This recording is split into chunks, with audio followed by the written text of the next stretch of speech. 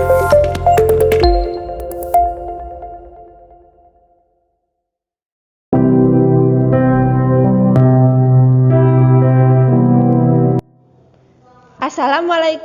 warahmatullahi wabarakatuh. Selamat pagi anak-anakku. Apa kabarnya hari ini? Semoga anak-anak dalam keadaan sehat.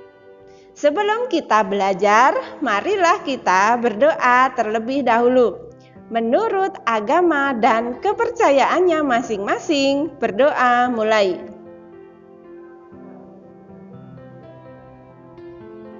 Selesai. Anak-anak, ikuti pembelajaran ini dari awal hingga akhir nanti. Karena di tengah-tengah nanti ada lembar kerja yang harus kalian selesaikan. Hari ini kita akan belajar kelas 5, subtema 2, udara bersih bagi kesehatan. Subtema 3, memelihara kesehatan organ pernapasan manusia.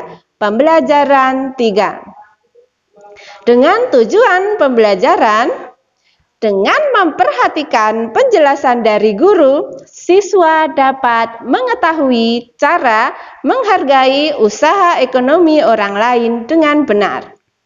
Anak-anakku, masalah sampah selalu ada di mana saja. Berikut ini adalah sebuah berita tentang pemimpin yang menanggulangi sampah. Kelurahan Babakan Pasar luncurkan gerakan pungut sampah. Agar masyarakatnya sadar dengan kebersihan lingkungan, terutama masalah sampah, Kelurahan Babakan Pasar mengajak warganya dalam gerakan pungut sampah atau GPS.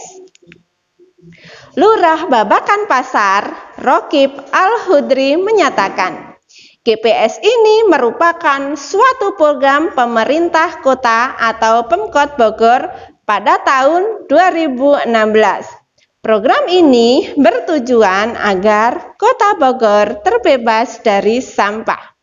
Karena masalah sampah merupakan tanggung jawab seluruh masyarakat. Sampah ini bukan hanya tanggung jawab pihak kelurahan atau orang per orang, tetapi tanggung jawab bersama kita semua, jelasnya.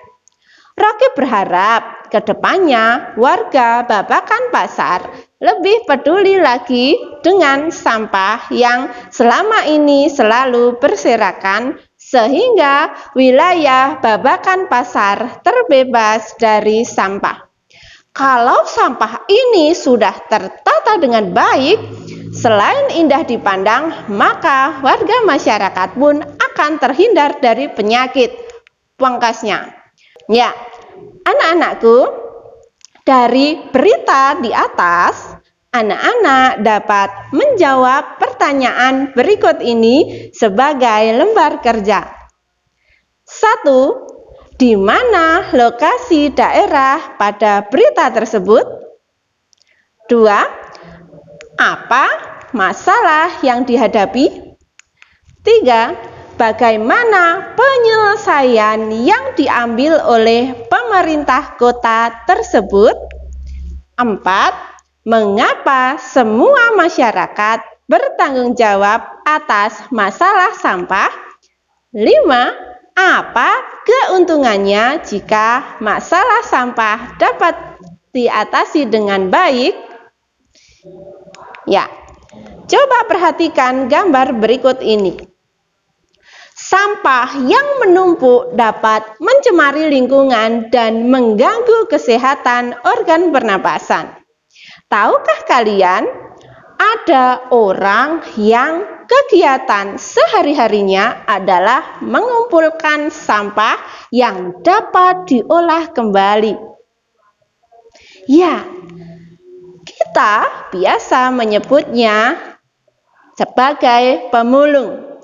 Para pemulung mengumpulkan botol plastik, koran bekas, majalah bekas, dan benda-benda lain yang dapat diolah lagi.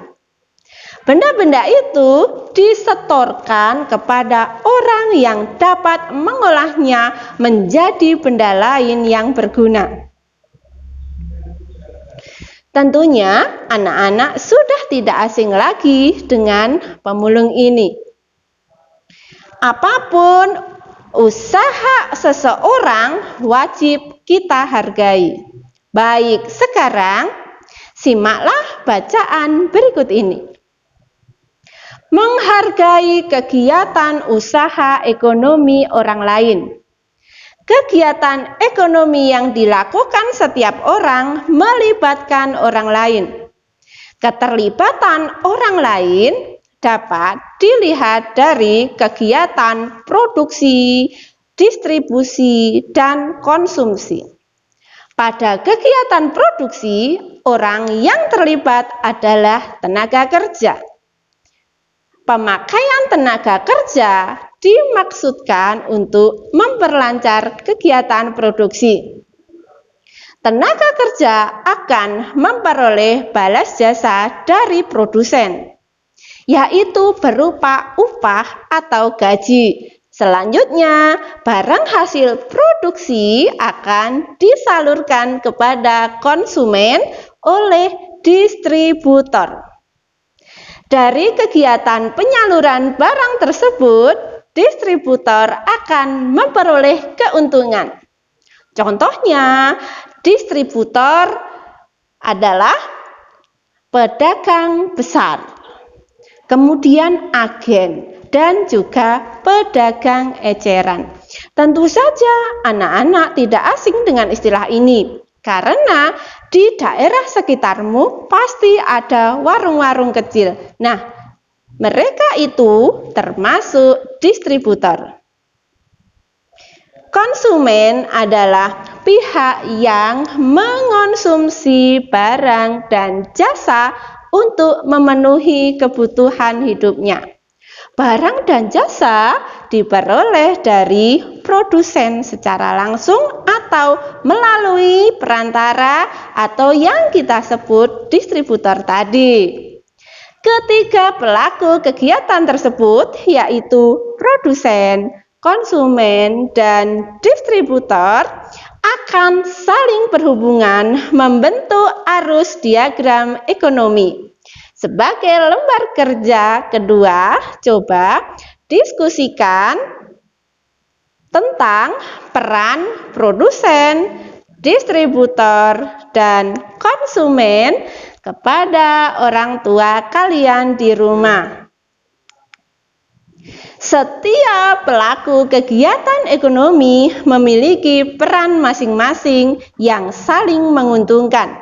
Menurut kodratnya, manusia berperan sebagai makhluk sosial dan makhluk ekonomi. Sebagai makhluk sosial, manusia akan berhubungan atau berinteraksi dengan manusia yang lain. Sedangkan sebagai makhluk ekonomi, manusia akan melakukan kegiatan ekonomi dalam upaya memenuhi kebutuhan hidupnya.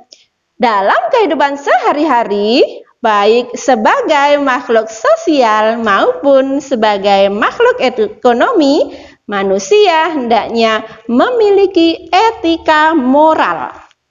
Dengan etika moral, manusia dapat menghargai setiap kegiatan ekonomi yang dilakukan oleh orang lain. Coba amatilah pakaian yang kita kenakan ini. Bagaimana berlangsungnya proses produksi pakaian? Ya, proses produksi pakaian tentunya berasal dari proses yang panjang dan waktu yang lama. Untuk membuat pakaian, produsen pakaian membutuhkan bahan baku berupa kain dan benang. Kain dapat diperoleh dari perusahaan pemintalan benang. Bahan baku benang berupa kapas, yaitu dari perkebunan kapas. Untuk menjadi benang, kapas dipintal terlebih dahulu. Kemudian benang ditenun di pabrik tenun hingga menjadi kain. Selanjutnya, kain dapat dibuat pakaian oleh penjahit. Begitulah proses panjang produksi pakaian. Banyak pihak yang terlibat dalam produksi ini. Ada petani kapas, ada pekerja pemintalan benang, ada penenun kain, ada penjahit, dan juga ada pengusaha garmen.